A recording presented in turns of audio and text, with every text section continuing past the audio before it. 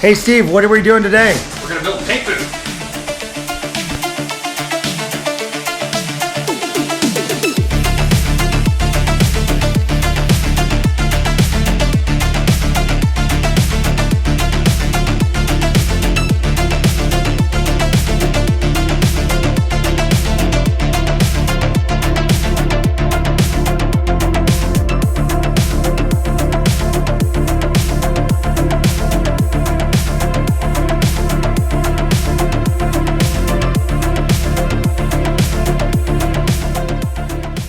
Hey guys, welcome back to the channel. My name's Rose. If you're new here, please don't forget to subscribe to our channel. I'm certain you're gonna like the content we're putting out.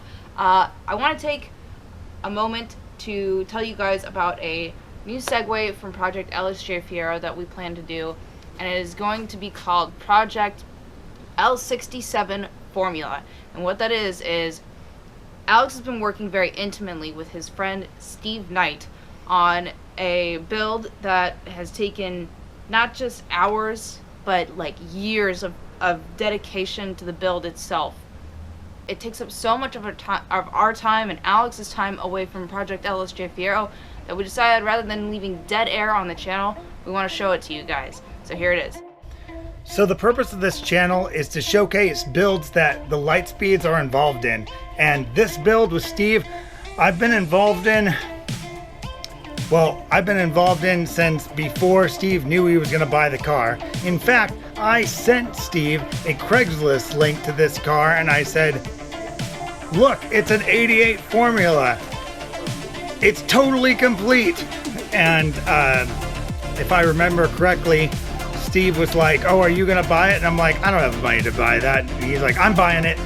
And that started Project L67 Fiero. Now, L67 is the 3-digit code for the 3800 supercharged motor Series 2 that was put in a lot of Buicks, Pontiacs, and other performance W-body sedans in the late 1990s to early 2000s. So we've already done that motor swap. This car is swapped with a 6-speed manual from a Pontiac G6. I think what's most important to know about Steve's car is that Steve is a passionate Fiero owner, and he is as good, if not better, at some things than I am. But you know, like anything, we all need friends. We're just friends that are working together on projects and doing what we love. And in this case, you know, I got a lot of friends that love Fieros, so that's what we're working on in the background while I'm trying to do all these Project LSJ Fiero videos.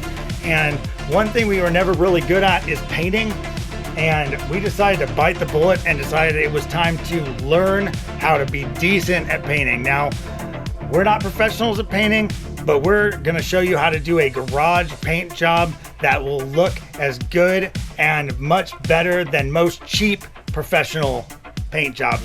We're gonna be building a paint booth today in Steve's garage, and later in the series, we'll be doing all the painting, and that just turns out looking amazing. So look forward to that. We're gonna start that right now. Hey Steve, what are we doing today? We're going to build a paint booth. When we started the day, we realized that we needed to build a paint booth to keep dust and debris out. We watched a few YouTube videos and we realized that we could build one out of PVC and plastic sheeting. So we began by trying to clear a huge space in Steve's garage in order to make that booth. Now, we ended up being able to make a paint booth that was about 12 feet by 17 and a half feet and about 10 feet tall, which was going to be enough for what we were going to do for the project. When we finally got it clean, we brought all the PVC pipes into the room and started trying to figure out how we were going to do it. So now that we've done a basic cleaning of the area, we're going to start cutting our PVC sections that are going to make the frame for our paint booth. It's just not a work surface. Yeah. Well, hey, you know, if you have something, let's cut right through the chair, guys. I mean, you just do it on the ground. That's what I would be doing. Look, I'm not stopping you. I'm just saying it looks silly. I mean, I think it's fine. Yeah, Let's give it a shot. It's a little bit harder to do on the ground. We're cutting things into 5-foot lengths. We're trying not to cut through the chair or Willie's hand. Ow!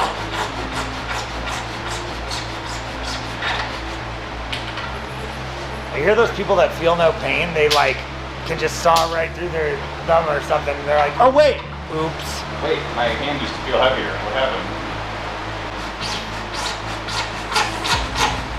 They go to the emergency room and they say, oops, I did it again. After cutting all the PVC into sections, we start assembling them loosely into long lengths that are calculated to make the first wall. The first wall was definitely the hardest because we weren't exactly sure how the structure should be made, but we had formed a plan and we were slowly figuring it out. So we're building our PVC walls and we just finished one wall that we think is going to work. We're going to build the other walls and test fit them before we glue all this together and make it permanent. But so far, this seems like a pretty good structure. Yep. And it fills the space.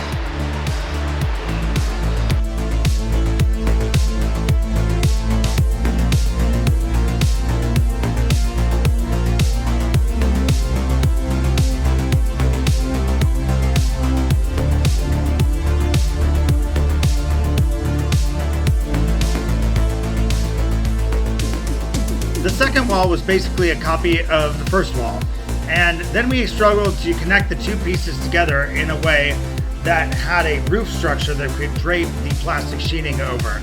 The roof structure drooped quite a bit, so we experimented with different ways of hooking it up and cross bracing it, as well as using wire to hang it from the ceiling, which eventually made it strong enough for the plastic to go over and not collapse.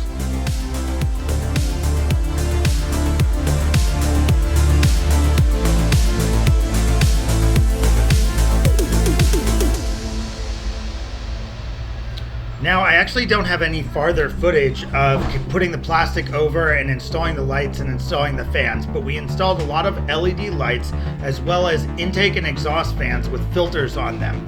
And in here you can see me painting some spoiler stands for my other project, which is the closest film I have to kind of give you an idea of how the paint booth looked when it was finally finished being constructed. One interesting feature of the paint booth, and one you have to think of, is you have to make a very wide opening in order to get the car through. So in the front, there's a wide opening that we eventually will pull the car in when we pull the full car in to do some of the quarter panel work. And in the back, there is a smaller opening. Here you can kind of see the whole paint booth from the top. So you can see that we have lights everywhere. We've strung up the center beam with wire, and that really helps keep the structure stable and from flapping and creating additional dust and stuff.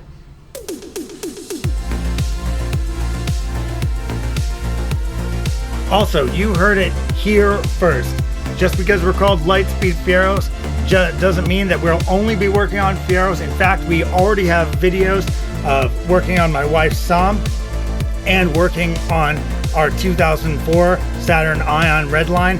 Pretty much, if it is a custom automobile project and the Lightspeeds are involved in it, you may see it on this channel. I hope that's okay with all of you, but since it's our channel, I think that we're just gonna keep doing what we think is best and go from there.